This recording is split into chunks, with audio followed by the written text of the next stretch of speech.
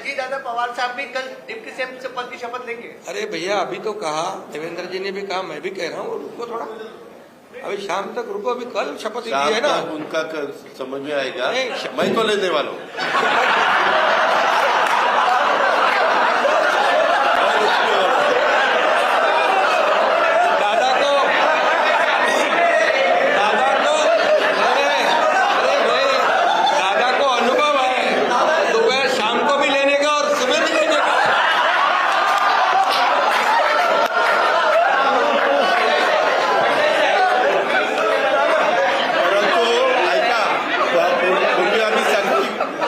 दोघांनी घेतली होती, तो हे राहून गेलेलो होता, आता पुढं 5 वर्ष आता ठेवणार आहे।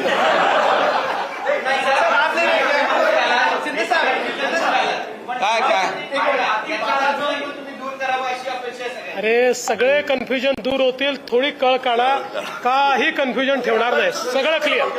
काही